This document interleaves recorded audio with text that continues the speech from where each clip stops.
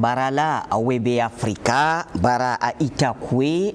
Rassurez-vous, c'est pas une émission en sango. Bonjour l'Afrique et bonjour le monde. Mesdames et messieurs, bienvenue à cette édition très matinale sur les antennes de Foyo Média et de la télévision nationale centrafricaine, relayée naturellement sur la radio nationale centrafricaine. Et bien sûr, nous sommes ce matin dans la continuité de nos éditions spéciales avec en toile de fond, bien sûr, la lecture panafricaniste de la coopération entre la République centrafricaine et la communauté dite internationale, entre sécurité, développement et économie. Comment comprendre qu'un pays soit autant doté de richesses, mais qu'il se retrouve classé parmi les pays les plus pauvres du monde, ce malgré la présence de nombreuses missions internationales sur son sol. Qu'est-ce qui ne marche pas ou qu'est-ce qui n'a pas marché? Que vaut alors la coopération entre la République centrafricaine et la communauté internationale? On en parle ce matin et comme vous le savez, c'est une émission en co-présentation avec bien sûr Juspi Romone. Bonjour. Bonjour Bachir. Alors, aujourd'hui, ce matin, nous avons 4 panélistes qui sont avec nous sur ce plateau pour débattre de ce sujet. Nous avons le docteur Yam Timba qui est analyste politique, économiste. Bonjour. Merci encore pour l'invitation et puis d'avoir accepté d'être encore avec nous. C'est moi qui vous remercie de m'avoir invité sur ce plateau que vous illuminez de votre sourire. Merci. Alors, merci aussi. Notre deuxième invité est M. Bandakani, homme politique. Bonjour. Bonjour. Ça se passe bien ce matin? Ça ressemble à beaucoup là. Merci encore pour l'attachement que vous tenez à notre nation. Merci beaucoup, merci. Nous sommes très heureux d'être accueillis ici. Bibarala Kwe. Alakwa Barala. Alors, notre troisième invité est M. Serge Espoir Matumbake, homme politique aussi. Bonjour. Bonjour Madame Roman. Une fois de plus encore, merci. J'espère que je ne me suis pas trompé. Oui, c'est ça le nom. Bienvenue. L'appellation de votre nom, merci de m'avoir convié sur votre plateau. Alors notre dernier invité est M. Passion Parfait, d'homme qui est homme politique aussi. Bonjour.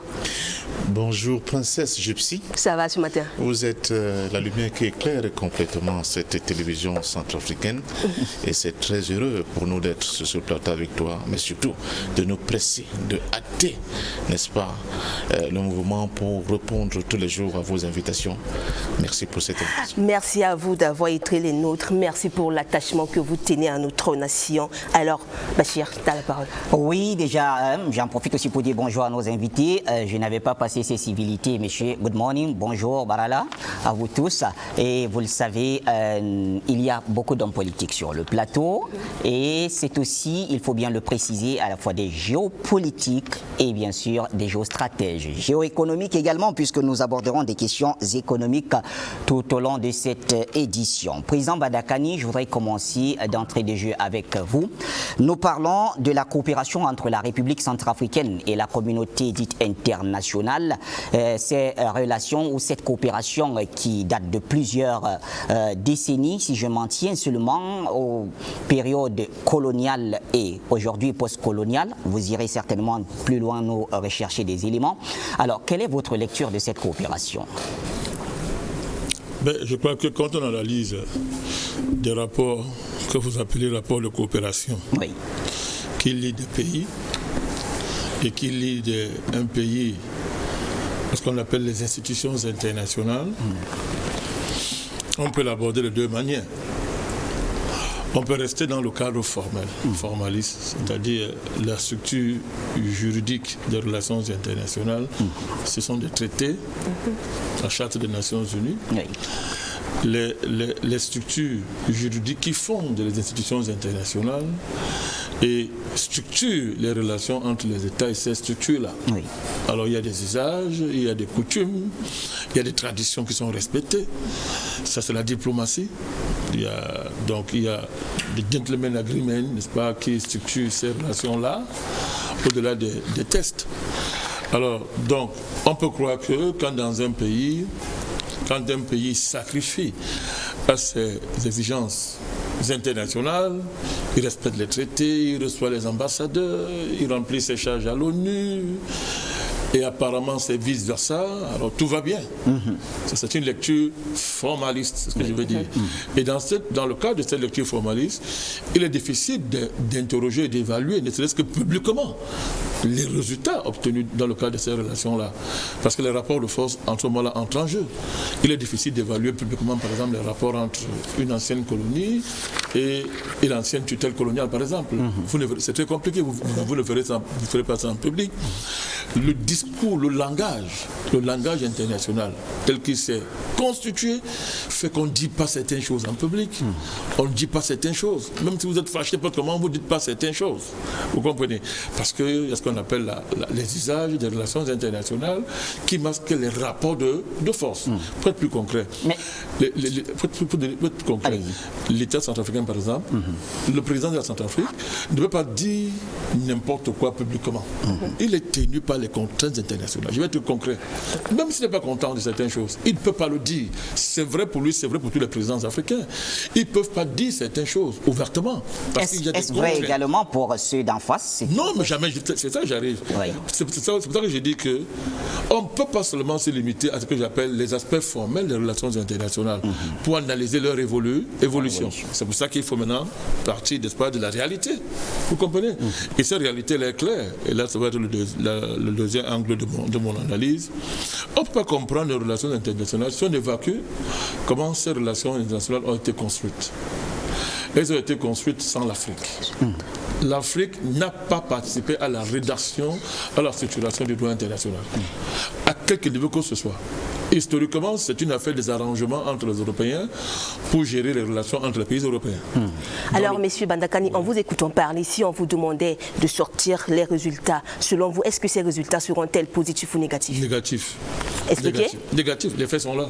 Les faits sont là. La meilleure façon d'évaluer ça, c'est quoi?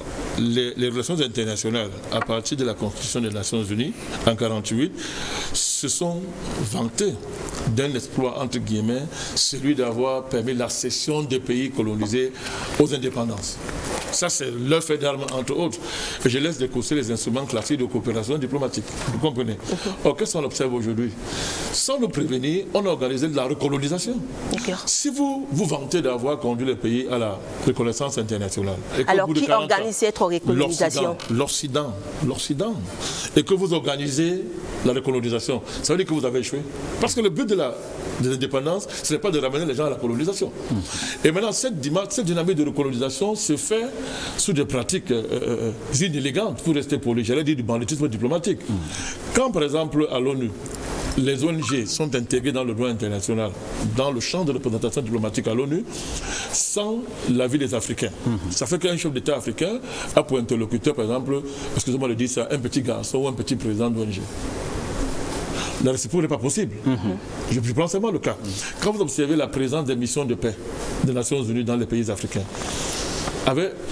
vous prenez le cas de la RDC, ça fait bientôt 60 ans qu'ils sont là-bas. La MONUSCO. Personne ne les évalue. Quand même le président de la RDC les interpelle, ça c'est le président Kabila, ils disent qu'on ne bouge pas d'ici, ça c'est qu'on démocratise votre pays. Mais ce n'est pas dans leur mandat. Les missions de paix ne sont pas des missions de démocratisation. Ce n'est pas dans leur mandat. Regardez la MONUSCO. Mais c'est au Conseil qu'ils doivent juger? Non, je dis que ce n'est pas dans leur mandat. Quel que soit dans le Conseil, le président Kabila a demandé leur départ ouvertement.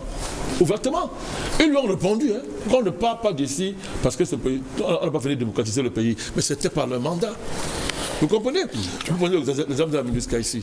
Mais que fait la MONUSCO ici dans ce pays? Ils sont là pour le maintien de la paix. Ah bien on voit très bien que ça signifie. Le maintien de la paix, ce n'est pas coopérer avec les groupes rebelles. Ce n'est pas piller les richesses, ce n'est pas voler les richesses de la Centrafrique. Plusieurs fois, on les a attrapés dans leur conteneur, les richesses qui sont pillées, comme des petits bandits en train d'aller cacher ça, on ne sait pas où. Ce n'est pas leur rôle. Et puis qui évalue leur mission ici? Est-ce que l'État centrafricain est en mesure d'évaluer leur mission publiquement et de dire que, écoutez, nous estimons qu'à ce niveau-ci, c'est bon, votre travail est terminé, rentrez chez vous. Ce n'est pas possible. D'abord, il y a eu ce débat ici, je n'invente rien. Je pense que le président de votre Assemblée nationale, si je me souviens bien, a posé ce débat de manière publique, évaluer leur mission ici et dit carrément que, écoutez, vous n'avez plus rien à faire ici. J'ai suivi ça. Mais quelle était la réaction de la MONUSCO? C'est comme si personne ne parlait. C'est comme si celui qui parlait là, il est même qui, il sort d'où? Vous voyez donc que c'est autre chose. C'est autre chose. Quand vous observez par exemple le fait qu'on met la RCA sur embargo militaire, l'armée de ce pays, qui doit remplir des tâches régaliennes de sécurité. on la met sous embargo et pendant ce temps, on arme les rebelles. Pas seulement sur le marché noir. Nous avons des éléments qui montrent clairement que la MONUSCA est impliquée à fond dans l'armement des rebelles, des groupes rebelles. Est-ce leur mission? Est-ce leur mission? Est-ce leur mission de devenir des vendeurs de matières premières? Il y a des éléments. Donc, ce sont des faits qui posent sur la table le niveau et la qualité de nos relations avec ce qu'on appelle les institutions internationales et ce qu'on appelle le droit international. On ne peut pas être là. Nous, on croit au droit international. Pendant ce temps, ceux qui ont mis ça en place n'y croient même plus. La révolution de couleur, ce n'est pas le droit international. Le soutien à des groupes rebelles, à des groupes politico-militaires, élever les groupes militaires, non, les groupes terroristes au niveau d'interlocuteurs politiques. C'est pas ça, c'est pas écrit dans les relations internationales. C'est écrit où? Vous estimez que ce droit international est adapté selon les circonstances? Oui, donc vous êtes poli. Non, il est déconstruit par ceux qui l'ont mis en place. Il est déconstruit par les puissances occidentales, les États-Unis, l'Angleterre, la France, maintenant l'Union européenne. Mais on va citer combien de cas. Regardez les cas libyens. Mais regardez ce qui se passe dans le Sahel aujourd'hui. Regardez le sort qu'on réserve à la plainte du Mali aux Nations Unies. Un pays vous dit que j'ai les preuves qu'une puissance, membre du Conseil de sécurité, arme les terroristes chez moi. Mais regardez le sort qui est là. On fait tout pour ne pas recevoir la plainte du Mali. Ça se voit. Mais ça aurait été une puissance occidentale. Tout rapidement, ça se serait accéléré. Alors, peu importe qu'on me parle des procédures, les procédures, ça ne veut rien dire. Il y a une procédure d'urgence. Si je suis membre d'une organisation et que je suis dans une urgence et que je ne suis pas à mesure de faire étudier mon cas, mais il y a un problème. C'est un problème sérieux. Donc, tous ces éléments-là, toute cette situation montre que ce droit international est en conflit avec nos intérêts. Maintenant, il faut le faire évoluer intelligemment. On est d'accord là-dessus. Mais à ce moment-là, les pays africains doivent regarder ce que ceux qui sont en face font. Quand ils créent les groupes terroristes, ils ne vous le disent pas. Ils se réunissent la nuit pour le faire. Si vous parlez des gens qui sont en face, vous faites allusion à qui? Les Occidentaux. D'accord, toujours les Occidentaux. Oui, les Occidentaux. La France, l'Angleterre, les États-Unis, c'est ce qu'on appelle l'Occident collectif. Quand ils créent les groupes rebelles, ils le font la nuit. Là, maintenant, c'est plus un débat parce qu'on a les preuves maintenant. Ce n'est pas nous qui avons fait Wikileaks, ce n'est pas nous. Wikileaks, Julian Assange, ce n'est pas un Africain. Il a des dossiers, allez fouiller, vous allez voir. Vous allez voir comment on crée les groupes terroristes. C'est créé officiellement, ce sont des structures officielles qui les créent. Mais là, nous, on les crée, on les pousse, et le jour, on vient s'asseoir avec nous, on discute. Mais pendant ce temps, toi qui es assiégé par un groupe terroriste, et tu es en face de quelqu'un qui, en fait, est leurs parents secrets, la discussion est sur quelle base? Tu es déséquilibré. Parce que quand ton pays est divisé en deux, c'est la coupe des terroristes. Tu vas négocier avec celui qui leur donne les armes. Comment tu fais? Il va te dire que mais pour que l'affaire s'arrête, donne-moi ça, donne-moi ça, donne-moi ça, donne-moi ça. Et tu vas aller te plaindre où? Tu vas à l'ONU, il est membre du Conseil de sécurité. Tu vas à l'ONU, il paralyse les circuits pour les procédures de l'ONU parce que non seulement il a une puissance, mais les alliés qu'il a même y compris sur le continent africain, sont en mesure de bloquer une procédure que toi, pays africain menacé par exemple par le fléau terroriste, une démarche que tu as engagée. On vit ça tous les jours sur le cas africain. Donc il est temps de poser sur la table la question de l'actualité de ces relations internationales en général et particulièrement en RCA. La présence de la MONUSCA doit faire l'objet d'un débat sérieux au niveau national. Ce n'est pas un tabou, ce n'est pas interdit. Pourquoi on ne peut pas parler de la MONUSCA ici? Mais au fait, ces débats ne sont pas débattus ici? Mais il faut le faire publiquement. Quand je dis un débat, ce n'est pas seulement un débat. C'est-à-dire qu'il faut créer les conditions pour que l'État centrafricain soit en mesure de mettre sur la table internationale la question de la présence de la MONUSCA en Centrafrique. Très bien. Ce n'est pas un tabou diplomatique. On reviendra à vous, Président Badakani. Merci pour ce premier jet. Docteur Yamb, quand on parle de richesse, on voit directement la RCA avec tout ce que ce pays regorge. Je ne vous apprends pas, c'est vous qui nous disiez il y a 2 éditions ici que à ce jour la richesse du sol et du sous-sol centrafricain était évaluée à environ, c'était quoi, 1 milliard? C'était quoi? 1 million 800 000 milliards de francs CFA. Ce n'est pas toute la richesse. Oui. C'est juste les minéraux dont l'existence et les quantités sont prouvées, et cela représente 16% du territoire national. Cela voudrait dire que chaque Centrafricain aujourd'hui, là, tout de suite à l'instant, a une richesse prouvée de 333 millions de francs CFA. Chaque Centrafricain. Chaque Centrafricain. Alors là, nous partons sur la base de quoi? La démographie évaluée à la démographie actuelle, 6 millions d'habitants. Chacun a 300 millions de francs CFA CFA de fortune personnelle. Oui. Très attention. Et si vous Parce que les gens D'accord. Et si vous transformez cette richesse, Oui. si vous transformez cette richesse, en supposant que le produit fini, les produits finis représenteraient 20% au moins, 20 fois plus que cette valeur, oui. alors chaque Centrafricain est potentiellement riche de 6 milliards de francs CFA. Actuellement, là, à l'instant. Mais il n'y a que 16% du territoire qui a été prospecté. Oui. Donc chaque Centrafricain, c'est 6 milliards de francs CFA de fortune. L'équivalent, si on répartissait tout ça entre les 6 millions de Centrafricains. Alors, prospection, transformation de cette matière première, définitivement les Centrafricains sont riches et riches dans la coopération, il faut bien le dire. C'est quand même l'un des pays africains qui a le plus grand nombre de missions internationales. La coopération est très forte, quel que soit le secteur. Mais comment on explique finalement que cette richesse ne soit qu'un mirage? C'est le bal des vautours. C'est le bal des vautours en RCA et c'est quelque chose qu'il faut absolument questionner et réorganiser. Contrairement à ce que pense la communauté dite internationale, contrairement à ce que pensent les organisations internationales et contrairement à ce que pense la France, l'organisation actuelle de la coopération de la RCA avec le reste du monde est un gâchis pour tout le monde. Si ce pays était plus libre, souverain, il pourrait éventuellement être un bon partenaire technique, un bon partenaire économique, un bon partenaire financier, un bon partenaire politique, par exemple pour la France. En ce moment où le gaz se fait rare, le Centrafrique en regorge.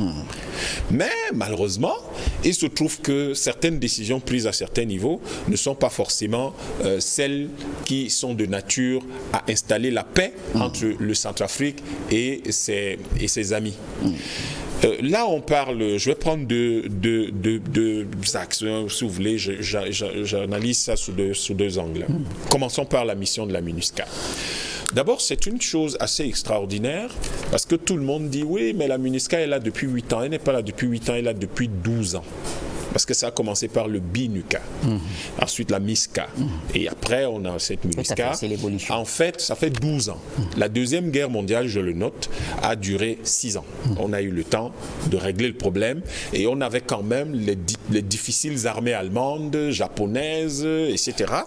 Mais là, on a quelques bandes qui seraient plus considérées dans des circonstances normales comme des bandes de bandits, que 17 000 personnels armés de la MINUSCA n'arrivent pas à débouter, il y a quand même là un problème. 17 000 hommes, c'est ça, le personnel armé de la MINUSCA. Oui. Alors vous avez 17 000 hommes qui ne sont pas capables de mettre la paix dans ce pays depuis 12 ans. Il y a quand même un sérieux problème. Et le fait d'avoir une armée de 17 000 hommes dans un pays comme le Centrafrique, qui est doté quand même d'un budget qui équivaut à 2 fois le budget de l'État centrafricain, c'est un problème. Sur le plan stratégique, sur le plan sécuritaire, sur tous les plans, c'est un sérieux problème. Parce que cela veut dire qu'au fond, il y a des gens qui gèrent quelqu'un dans ce pays, qui gère un budget plus important que celui que gère le président de la République. C'est inacceptable. Aucun pays au monde ne peut accepter une telle brèche de sécurité. Et je pense que si on en est arrivé là, c'est parce que la fameuse communauté internationale estime, et je vous le dis encore, que le Centrafrique n'est pas un État, que le Centrafrique n'a pas à prendre la parole sur la scène internationale. On peut laisser ce que le président Bandakane appelait le formalisme. Alors, docteur Yam, c'est pas parce que la Centrafrique, au lendemain de la signature de ces traités, n'a pas eu le temps d'analyser l'ensemble de ces traités au fond. Ce n'est pas le problème, autant pour moi, je voulais dire. Alors, où se situe le nœud du problème? C'est au niveau du partage des dividendes ou bien? Au niveau de la brutalité avec laquelle les gens ont l'intention de piller, la brutalité avec laquelle les gens pillent l'Afrique et ont l'intention de continuer à la piller. Ça n'a rien à voir. J'entends des gens qui devraient faire un peu attention à la misère dans laquelle vivent les populations africaines et les populations centrafricaines, je les entends dire « ouais, mais les centrafricains sont responsables de ci, sont responsables de ça ». Vous avez déjà entendu un jour quelqu'un dire que les Juifs sont responsables de la Shoah? Il faut que nous soyons sérieux et rigoureux. Il y a des gens qui sont à l'origine de quelque chose. Et vous accusez les victimes? Mais si vous vous levez un matin, vous accusez les Juifs d'être victimes, d'être sous une forme ou sous une autre responsables de la Shoah, c'est scandaleux. Mais comment faisons-nous en Afrique pour trouver quand même le moyen de rendre responsables des gens qui sont des victimes résignées, matraquées, martyrisées? Il y a la venue des martyrs ici à Bangui. Alors des gens sont martyrisés et vous trouvez quand même le moyen de dire qu'ils sont responsables de je ne sais quoi? Il y a quand même un problème. Les Juifs ont subi la Shoah et nous devons tous les jours rappeler qu'ils ont subi ça, parce que ce n'est pas eux qui l'ont imaginé. Et donc, nous devons... L'histoire qui oblige. Nous devons... C'est les faits historiques, effectivement, c'est l'histoire. Nous devons donc rester dans cette même logique de l'honnêteté intellectuelle, de la lucidité, pour dire que le Centrafricain est victime d'un pillage à ciel ouvert. Et donc, dans le cas de la MINUSCA, normalement, la MINUSCA, l'armée de la MINUSCA devait être sous commandement centrafricain. Parce qu'ils viennent pour une mission de maintien de la paix. Mais vous venez pour donner un coup de main, d'ailleurs c'est écrit, nous venons accompagner le pays, l'aider à retrouver, à restaurer la paix. Mais vous ne venez pas avec votre propre agenda. Ça veut dire que vous venez coloniser en fait le pays. C'est comme ça que les colons s'installent. C'est-à-dire qu'ils viennent avec leur agenda, ils ne sont pas sous le commandement de l'armée locale.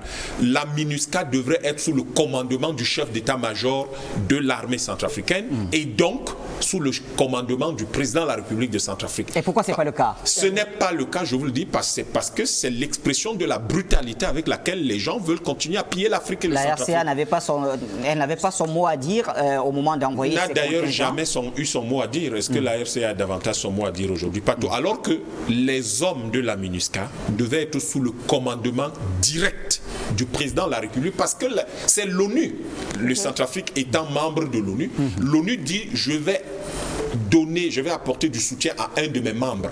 Si j'apporte du soutien à un de mes membres, ça ne veut pas dire que je m'installe et je suis indépendant. Ça veut dire que je lui dis, je t'envoie, exactement comme quand on envoie l'aide. Quand on envoie l'aide, vous gérez. Donc, c'est une aide. Et ces gens-là devaient tous être sous le commandement de l'armée centrafricaine. C'est l'agenda de l'armée centrafricaine qui devait fonctionner. Ce n'est pas leur propre agenda. Et donc, l'évaluation irait de soi à partir du moment où le Centrafrique sait évaluer sa propre armée.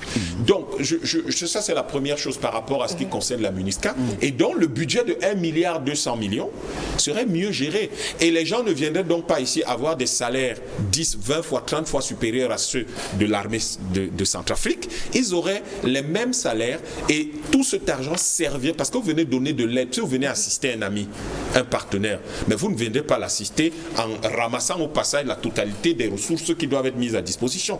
Les chars, les véhicules, tout ce qui rentre dans le cadre de la MINUSCA devait être sous commandement du président de la République centrafricaine. Mais ce n'est pas le cas. Ce n'est pas le cas parce que la logique est haute. La dernière chose sur laquelle je voudrais deviser un peu, c'est la coopération spécifique avec la France. Là, c'est un sérieux problème. La France a colonisé ce pays pendant 60 ans, de 1899 à 1959.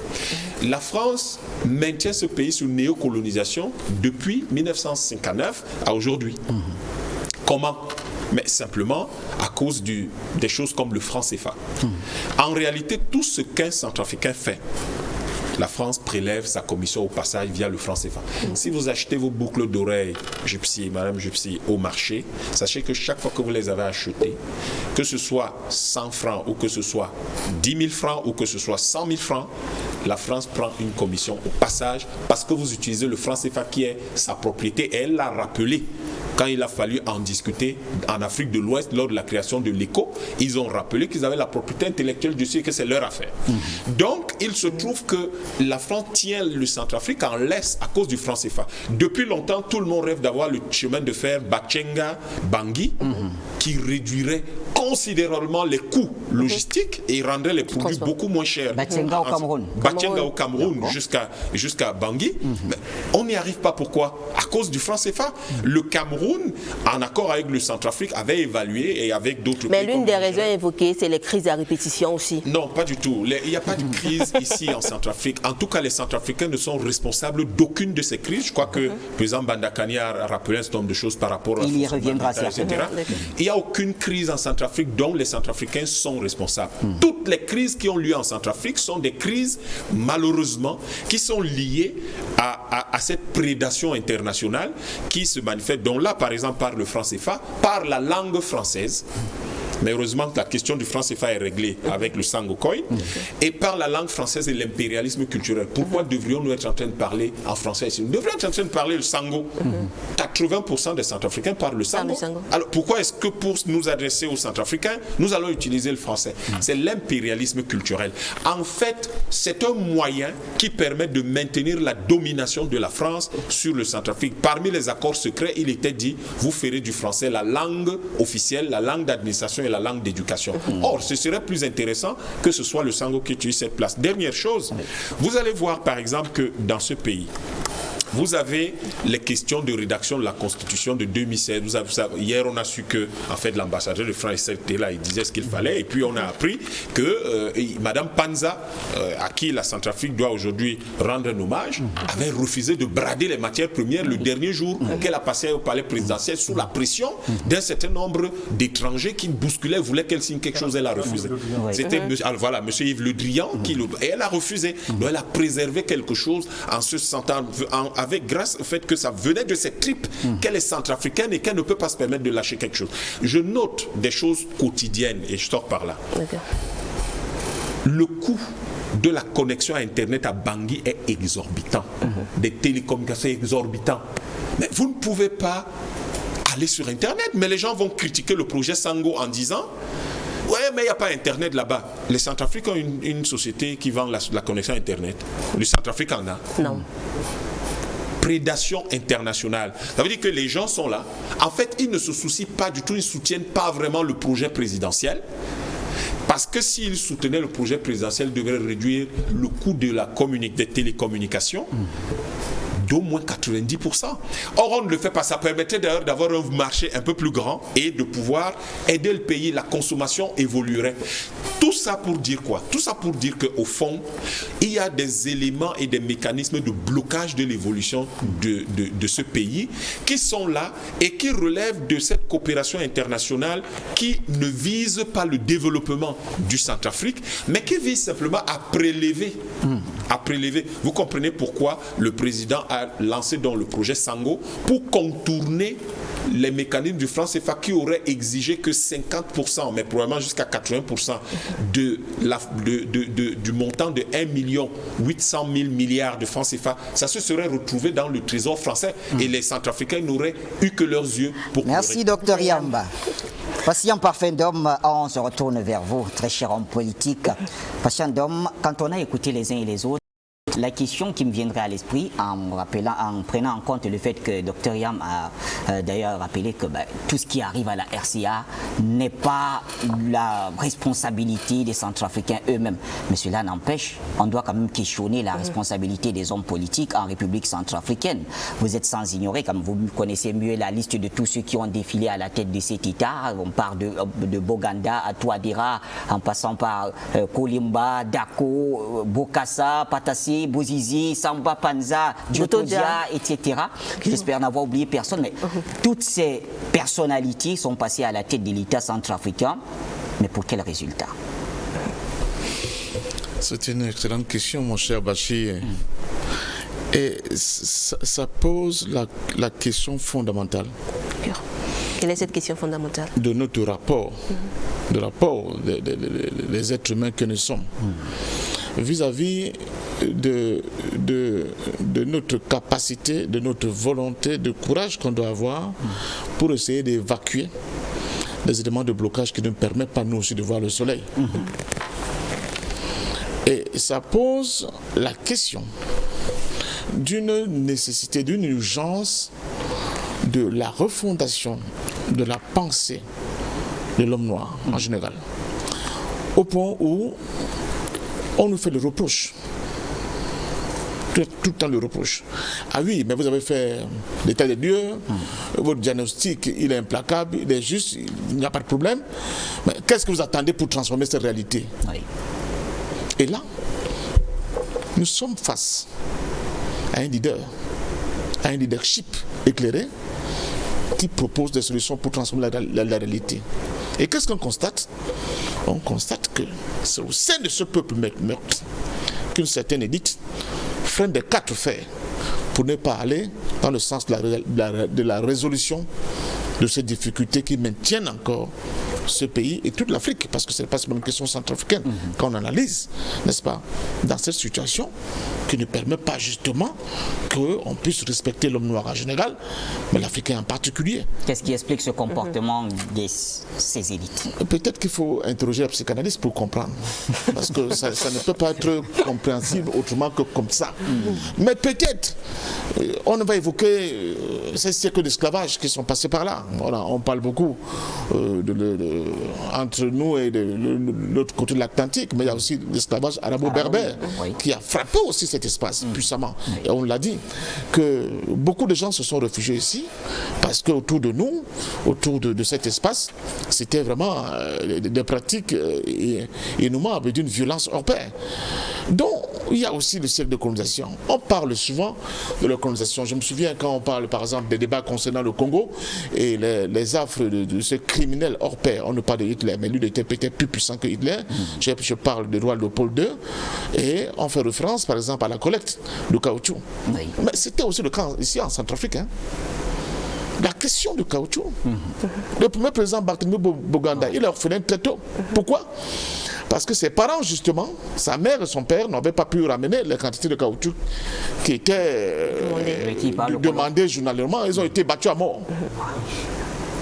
Battus à mort par les Belges. Donc, la question de cette violence à partir de la collecte de ce type de nombre de matières premières dans le caoutchouc, on parle beaucoup, quand on en parle, on voit la République démocratique du Congo. Mais on oublie que la Centrafrique en a subi aussi de manière très violente. La construction du chemin de fer Congo-Océan. Des milliers de Centrafricains sont morts dans la construction de ce chemin de fer Congo-Océan. On venait ici, on les prenait par milliers, on envoyait dans ce chantier et ils travaillaient dans des conditions incroyables. Dans des conditions incroyables, exactement comme vous vous souvenez pour ceux qui parlent du Cameroun, le chantier de Ndjok, pour faire le chemin de fer qui va de Douala à Yaoundé, passant par Ezeka, où les conditions de travail étaient terribles. Et on recrutait les Camerounais de toutes les zones du Cameroun, de toutes les régions camerounaises. C'était le cas ici en Centrafrique. Et il y a la question de des 2 guerres, mais parlons de la Seconde Guerre mondiale, parce que c'est qu'elle est la plus visible. Je rappelle aux Africains que le premier regroupement qui part de Douala pour Fort-Lamy dans N'Djamena, premier regroupement, premier contact, 17 000 hommes.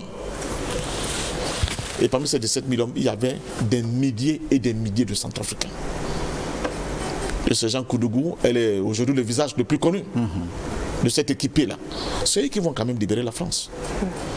C'est eux qui vont permettre une nouvelle réécriture du droit international avec la création de l'ONU. Donc l'une des vocations justement était de libérer les pays occupés par le biais de cette colonisation dont on continue de subir les affres aujourd'hui. Mais le résultat, c'est lequel? C'est ce que Mbanda vient de décrire. C'est que beaucoup de nos élites de l'époque, peut-être parce qu'ils avaient des cerveaux totalement lobotomisés. Alors, M. Ndom, malgré tous ces sacrifices des tirailleurs africains, pourquoi aujourd'hui il n'y a pas cette reconnaissance? Toujours on en revient jour et nuit dans les mêmes crises. Pourquoi? Mais parce que le monde tel qu'il fonctionne, le monde libéral, non-libéral, capitaliste, impérialiste, il faut que l'Afrique reste le ventre mou de ce qu'on appelle la géopolitique mondiale. Parce que c'est elle qui permet de maintenir les équilibres, qui permettent que ces gens-là continuent de piller notre continent comme le pillent pour affronter les autres et dominer le monde de manière condescendante. Si les Centrafricains aujourd'hui ne comprennent pas qu'on n'est plus seulement au niveau du diagnostic posé, mais nous avons avancé au niveau des solutions pour soigner le mal. Et il a 2 exemples. Le premier exemple, la question de la réécriture de la Constitution. Oui. C'est quoi? C'est donner à la Centrafrique le pouvoir, à partir de cette mer des lois, de reconquérir sa souveraineté. Deuxièmement, la question du Bitcoin, c'est de donner les moyens sur le Sangocoin, évidemment, sur le plan financier, pour faire redécoller l'économie centrafricaine et en faire un fleuron, n'est-ce pas, de dignité sur le plan africain. Et c'est à ce moment qu'on trouve encore à l'intérieur de pays, comme un peu partout sur notre continent, des gens qui ne veulent pas bouger, qui sont dans un statu quo, dit vraiment des gens qui ont été traumatisés avec le syndrome de Stockholm. Ils ne veulent pas avancer. C'est pas parce qu'ils ont peur des répercussions à venir. Il y a l'ignorance, n'est-ce pas?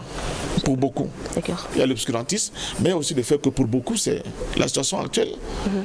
Elle est en droite ligne par rapport, n'est-ce pas, à l'héritage qu'ils ont reçu, celui des évolués. Vous savez qu'ils avaient fait des stratifications au sein des populations africaines, et il y avait la classe des évolués, donc ceux qui étaient un peu à côté de ceux qui nous dominaient, et qui, je peux vous le dire, avaient beaucoup d'intérêt à protéger.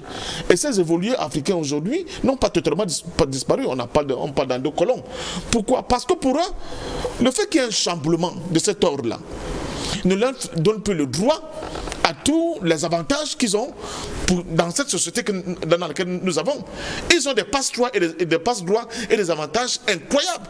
Et ils pensent les protéger en maintenant le statu quo. Alors que un bouleversement de cet ordre hiérarchique unique dans lequel nous sommes profiterait davantage à eux, peut-être même qu'aux autres gueux comme nous, qui auront la chance nous aussi d'avoir un peu de lumière au soleil.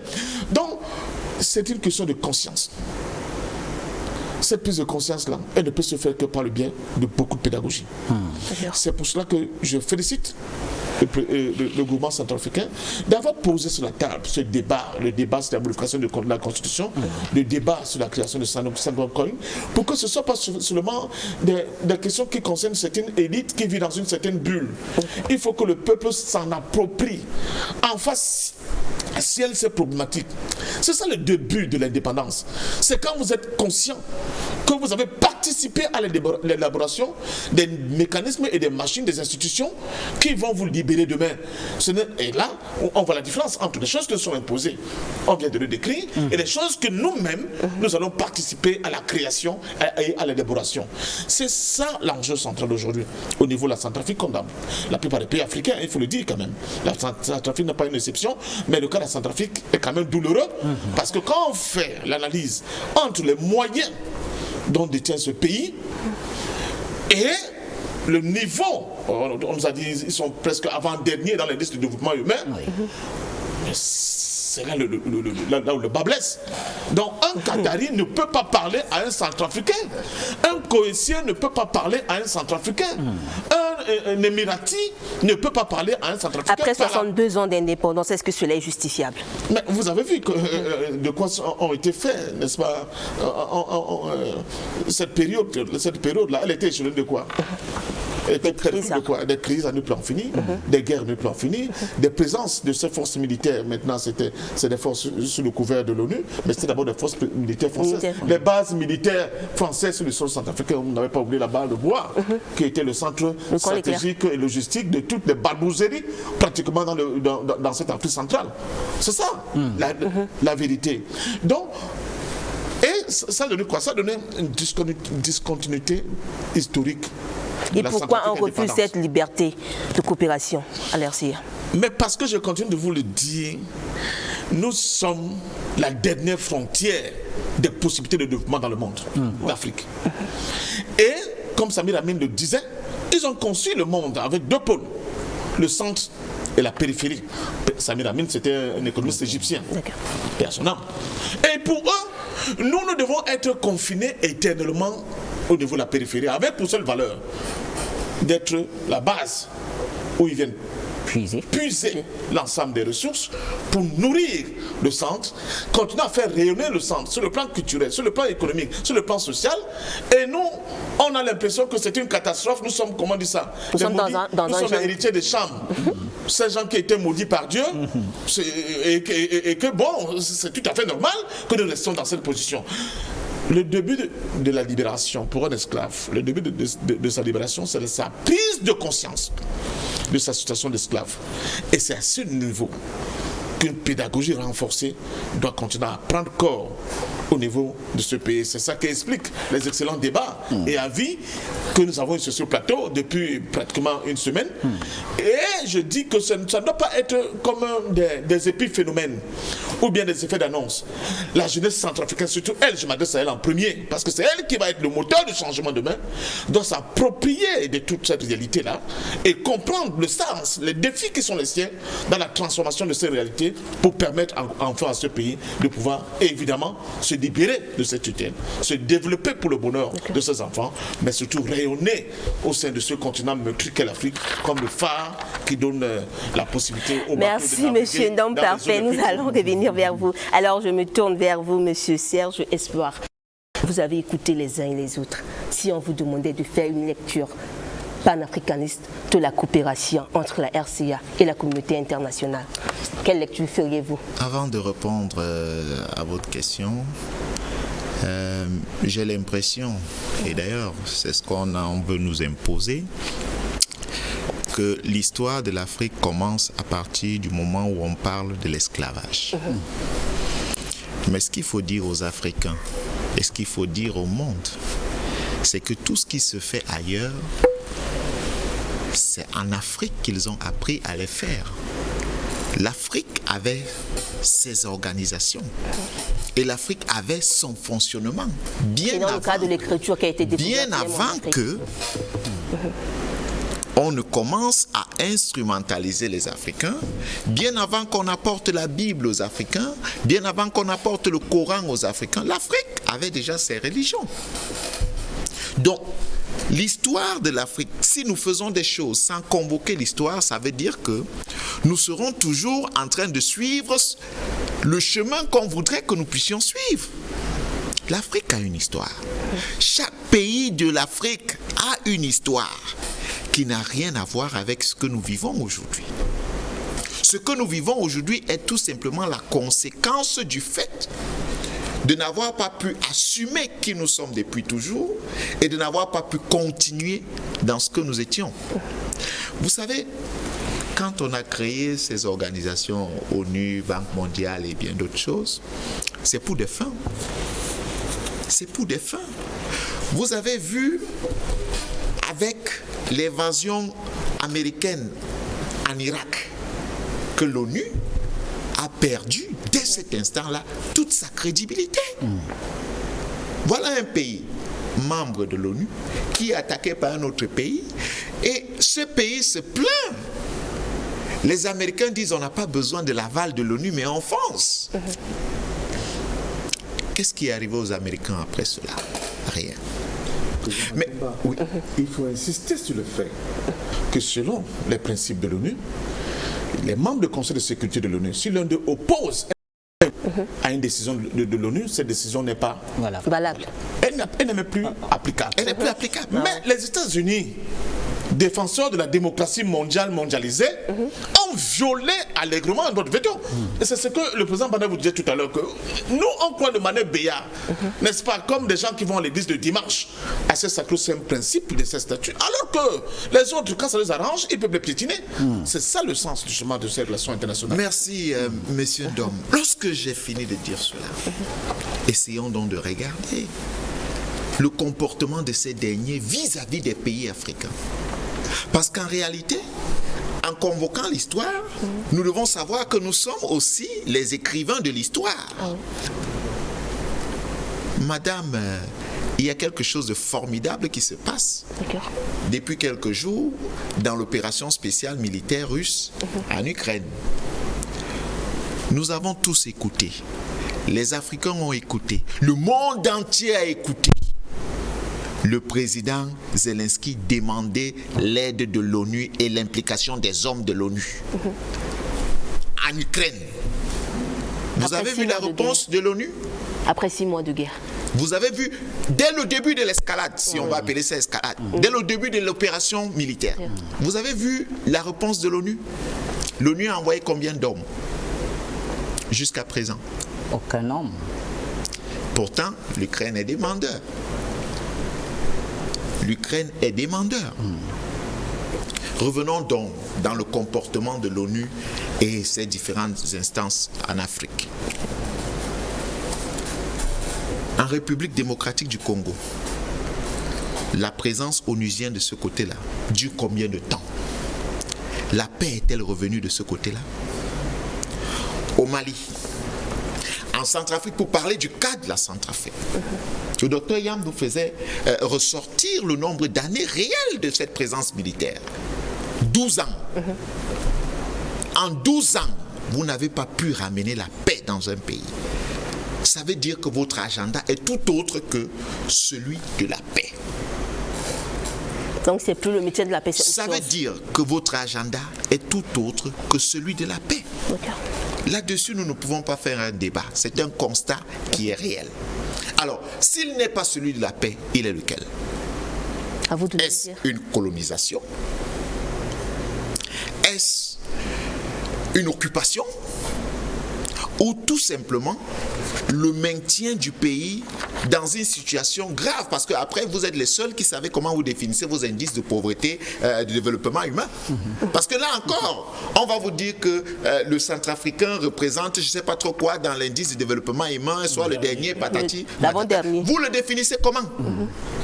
Comment vous expliquez que le Suisse soit le premier mondial, et quand on observe le territoire suisse, on observe ses richesses, on ne voit pas, on voit tout simplement que c'est de l'argent des pays qui est, n'est-ce pas, gardé de ce côté-là, et puis avec des assurances. Partie des pays africains même. Comment vous définissez ça? Est-ce que nous, parce que nous n'avons pas le dollar, $1, ça veut dire que nous sommes pauvres? Madame, nous mangeons, nous dormons dans des maisons, même sous les huttes, nous dormons, nous mangeons, nous cultivons nos champs. Donc il faut forcément que nous puissions avoir le dollar pour que nous puissions représenter quelque chose dans l'indice du développement humain. C'est encore trop grave. Mais je vais plus loin, madame. Pour dire que quand on définit une stratégie, parce que tout développement est avant tout stratégique. Ce qui nous dérange au niveau africain, c'est qu'on pense qu'un développement se fait ex nihilo.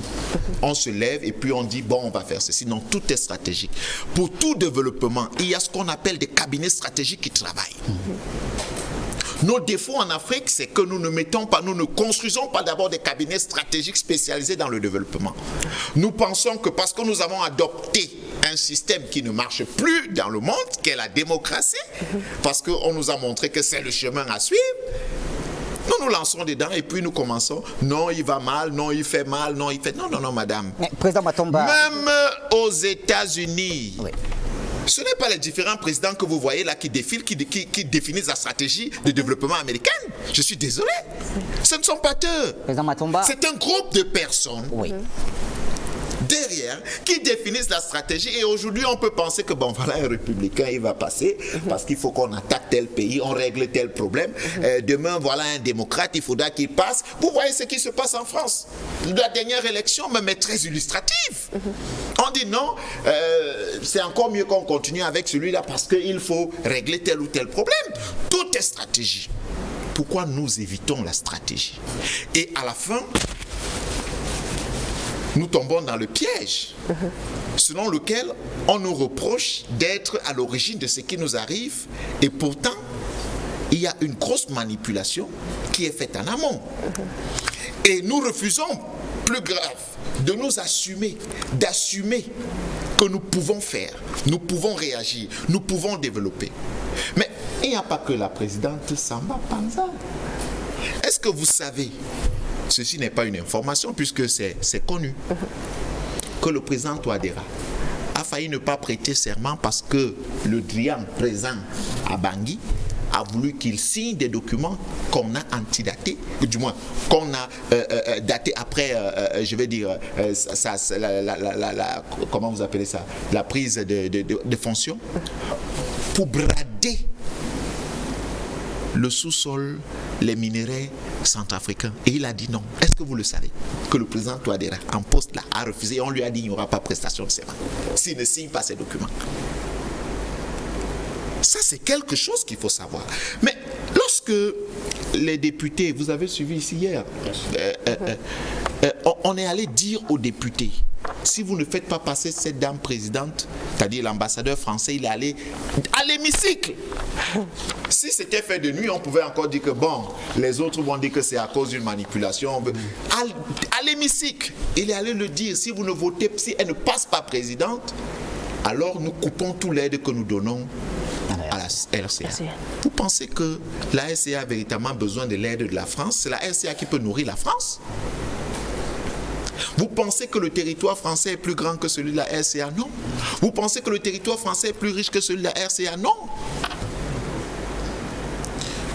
Pourquoi est-ce que les Centrafricains doivent subir au nom du fait que certains se sont déclarés être des puissances et empêchent d'autres de devenir des puissances? Alors, en vous écoutant... Madame, permettez-moi, je vais peut-être chuter par là. Lorsque le président Touadéra arrive au pouvoir, vous savez, je ne sais pas si c'est classé à corps défense, je ne sais pas trop. Bon. Combien d'armes il trouve dans les réserves de l'armée? 47 Kalachnikov. 47 pour toute une armée. C'est ce qu'il a trouvé. C'est avec ça qu'il devait combattre ce qu'on appelle en Afrique des groupes armés. Ailleurs, en Occident, dès que vous avez un couteau, un seul couteau, à plus forte raison une arme, vous êtes terroriste. C'est comme ça qu'on vous qualifie. Mais en Afrique, vous portez des armes contre l'État, vous portez des armes contre les citoyens, on vous qualifie d'hommes de groupes armés. Mieux, on a maintenant les groupes politico-militaires. Montrez-moi un seul groupe politico-militaire en Occident. Merci, M. Serge. Montrez-moi un seul. Parce que lorsqu'on dit, on réussit à imposer à un État de s'asseoir avec des individus qui ont porté des armes pour poser leurs revendications et qu'on qualifie ces personnes de groupes politico-militaires, c'est une insulte à l'intelligence africaine. C'est une insulte vis-à-vis de l'État. Et les résultats sont là. Aujourd'hui, la Côte d'Ivoire subit. Parce qu'à un moment donné, on a dit au président Gbagbo, eh bien, vous n'avez pas de choix, vous devez vous asseoir avec ceux-là qui sont devenus des groupes politico-militaires. Les forces nouvelles. Et il y a toujours un médiateur qui vient de quelque part. Un médiateur qui vient de quelque part, mais qui ne joue toujours pas en faveur de l'État. Parce qu'il faut maintenir l'État dans une étape d'aliénation, de dépendance. Vous croyez que nous avons vraiment besoin de l'aide de ces pays-là? Depuis combien d'années on nous dit qu'on nous assiste, on nous aide? Quelles sont ces aides qui ne nous permettent pas de nous passer de l'aide?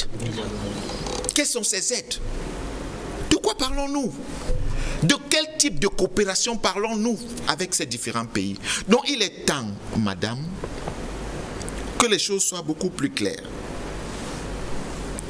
L'Afrique, le Centrafrique aujourd'hui doit s'assumer, et le premier élément de la véritable réindépendance, parce qu'on ne parle pas, on parle d'indépendance comme si c'était une affaire, on a été avant, des États indépendants. Ils sont venus avec leur histoire d'esclavage, d'histoire après de colonisation. C'est comme si l'histoire a commencé. Donc à partir de ces moments, la première étape de cette véritable réindépendance, c'est la réécriture de la loi fondamentale. La constitution, la réécriture. Je salue et j'ai salué le fait que le peuple ait demandé la réécriture, pas la révision. Révision, c'est une chose. La réécriture de la loi fondamentale. Parce que c'est cette loi fondamentale, madame, qui définit le cap de la nation, qui donne la véritable liberté à un peuple, qui définit la stature d'un État. Et il est important que les Centrafricains se lancent dans vers cela. Alors, merci M. Serge Espoir Matoumbe, en vous écoutant parler, après toutes ces années de soutien qui ont des résultats mitigés, néfastes, je peux le dire, alors pour vous, de quelle coopération la RCA en a-t-elle besoin actuellement? Quelle doit être bilatérale ou multilatérale? Écoutez, déjà, quand vous dites soutien, je suis gêné parce que il ne sait pas agir de soutien. depuis toujours. Vous savez pourquoi les institutions comme le FMI, la Banque mondiale sont nées? Je vais vous prendre un exemple. La France aujourd'hui a une dette de plus de 3 000 milliards d'euros, qui a plus de 120% de son PIB, le PIB d'endettement. Vous avez entendu le FMI demander à la France de se lancer dans dans un programme d'ajustement structurel. Vous avez entendu ça quelque part? Jamais. Ils ne parlent même pas. Ils font même comme si la France n'est pas endettée. Mais lorsqu'ils viennent ici, ils ont créé une situation dans laquelle déjà la Centrafrique ne peut pas être économiquement indépendant. Mais après, ils viennent vous dire, on va vous payer les salaires de ceci, la Banque mondiale y compris. On va faire ceci et cela. Et puis plus tard, quand vous commencez à émerger ou alors à sortir la tête de l'eau, on vient vous dire, vous devez rembourser. Les échéances de remboursement changent. Il faut accélérer. Mais puisque vous ne pouvez pas accélérer, la société d'énergie là, NRK, il faut la privatiser. On sait déjà qui va prendre. C'est une société déjà qui appartient, entre parenthèses, au groupe. Telle structure, il faut la privatiser. Voilà pourquoi ces structures viennent en Afrique, en réalité. Elles viennent en Afrique uniquement pour contrôler l'économie et rendre les économies africaines dépendantes. Je le dis encore, si une aide ne vous permet pas de vous passer de l'aide, alors cette aide n'est pas utile. Ça veut dire, madame, pour répondre à votre question, ces pays ne sont jamais venus nous aider. D'ailleurs, il n'existe pas d'amitié entre des pays. Ce sont des intérêts. Ce sont des intérêts. Monsieur, merci à vous, Président Matomba. Président Bandakani, alors j'espère qu'on va partager vos notes ensemble. Je vous ai vu prendre beaucoup de notes. La coopération entre la CIA et la communauté internationale est-elle essentiellement néfaste? Est-ce qu'il n'y a pas un type de coopération qui a quand même produit des résultats palpables, bénéfiques à ce pays? Écoutez, on ne va pas caresser quelqu'un parce qu'il rit bien. On ne va pas nous mettre à magnifier la coopération internationale parce qu'il faut, pour ne pas énerver le blanc, pour ne pas énerver un certain public, il faut arrondir les angles. On parle des faits.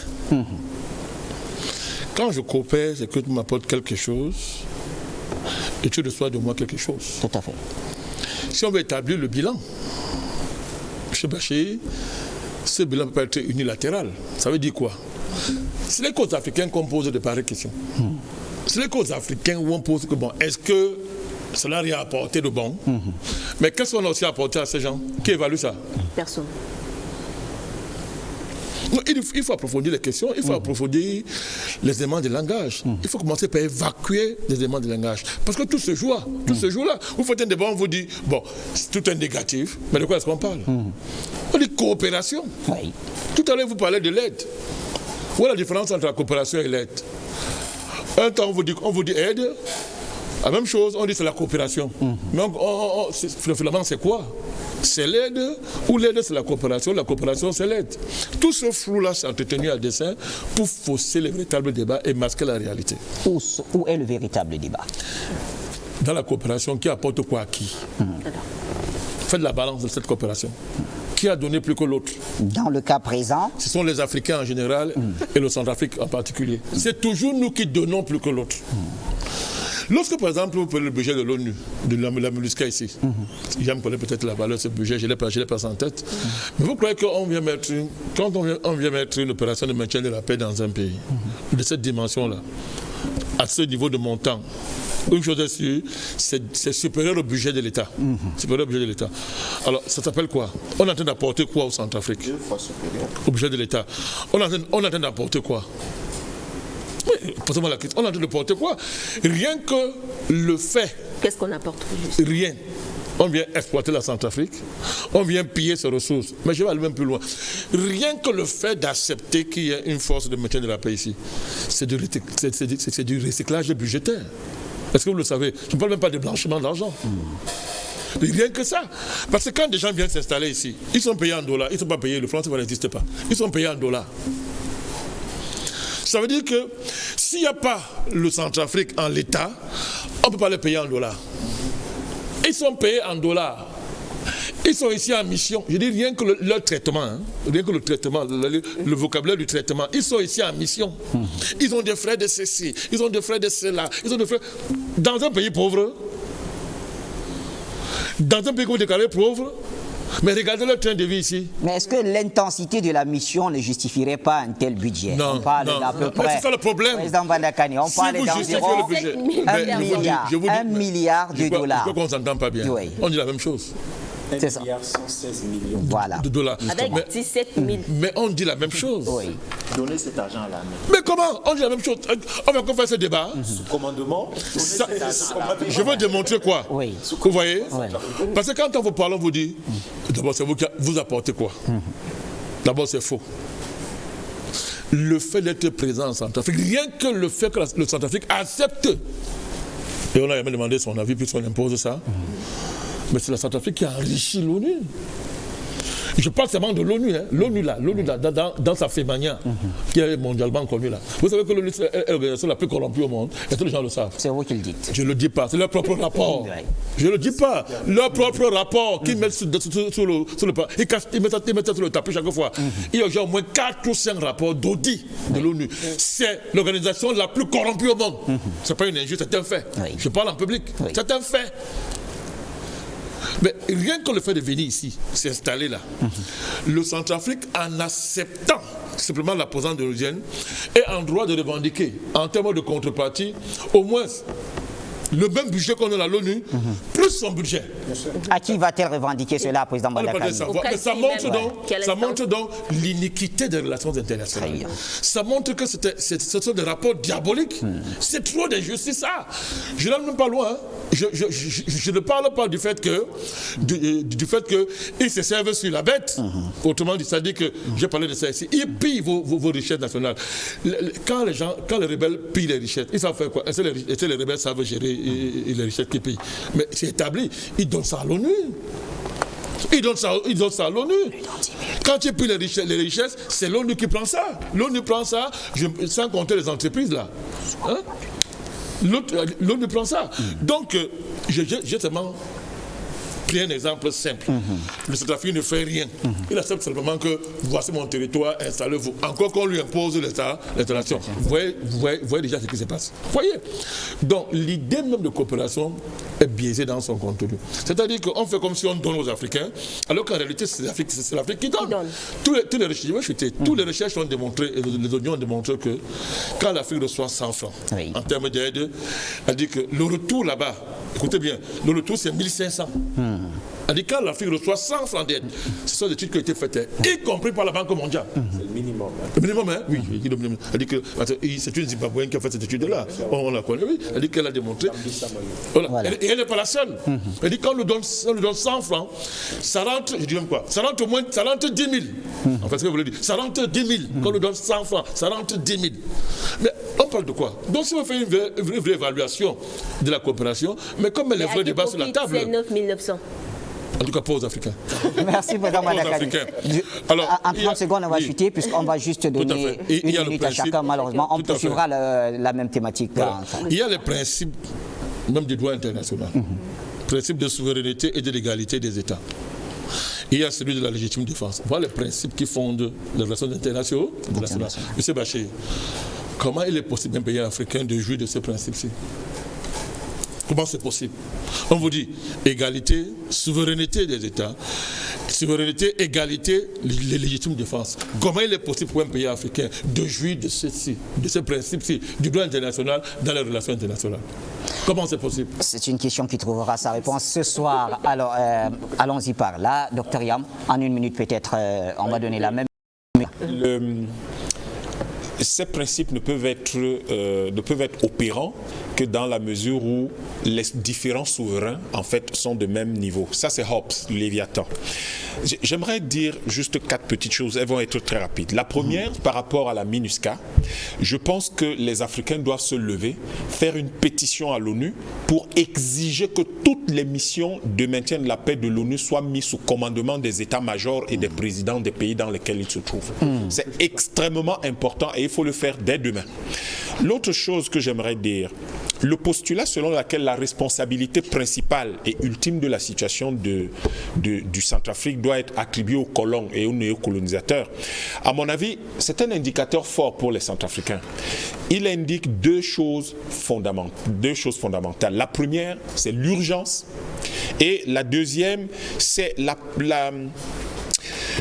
la possibilité, l'urgence et la possibilité d'une réconciliation nationale et d'un consensus entre tous les acteurs politiques. Puisque il est clair, factuel, que vous n'êtes pas les principaux responsables et que de façon ultime, les responsables sont ceux qui colonisent et ont colonisé ce pays, mais vous avez l'opportunité de vous réconcilier, de faire un consensus à partir duquel donc vous allez pouvoir, chacun en s'affranchissant de l'influence des réseaux internationaux, construire véritablement et enfin votre pays. La deuxième chose, c'est qu'il faut que les Centrafriques comprennent que grâce à la valeur prouvée de leurs ressources minières aujourd'hui, sur 16% du territoire seulement, c'est 3 000 milliards de dollars, 1 800 000 milliards de francs CFA. C'est supérieur au PIB de la France, qui n'est que de 2 800 milliards de dollars. C'est supérieur. Donc on comprend qui a besoin de qui pour vivre.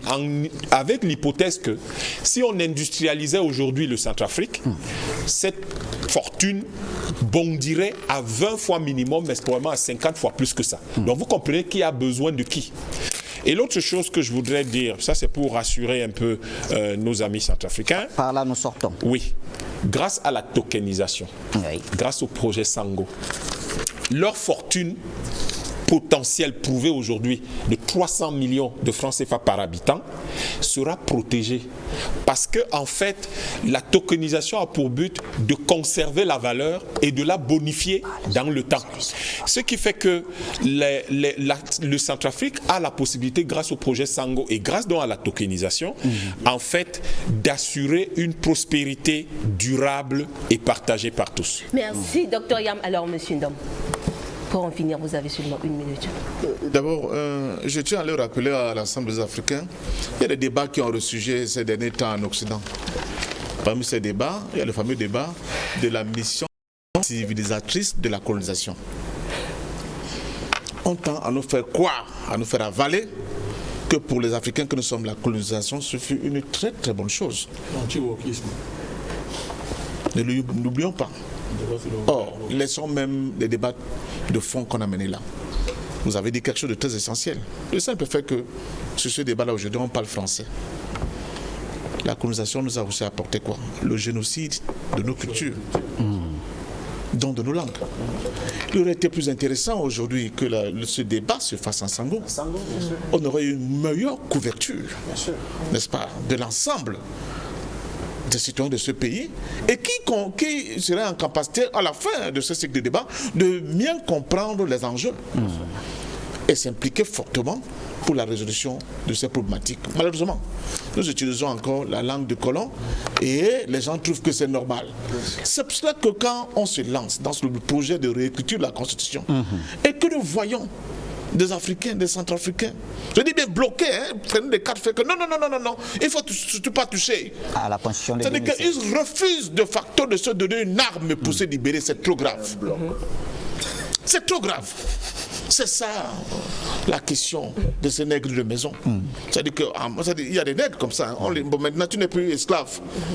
On enlève les chaînes, libère-toi. Il tourne, il fait 2 tours, il revient, dit que mais patron, je dois aller où? Je suis à l'aise ici. Je suis à l'aise ici. Okay. Alors, ce refus de prendre sa destinée en main, on ne dit pas que ce sera facile.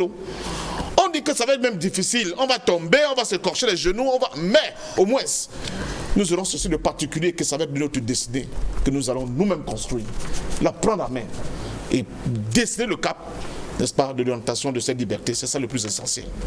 Merci à vous, patient parfum d'homme. Alors, je crois qu'on est arrivé au terme de cette édition. Merci à nos chers panélistes qui ont été avec nous tout au long de cette édition spéciale. Merci à toi aussi, Bachir. On se donne rendez-vous ce soir pour le débat qui continue toujours sur l'édition spéciale consacrée à la question de la coopération entre la RCA et la communauté internationale. D'ici là, portez-vous bien. Au revoir.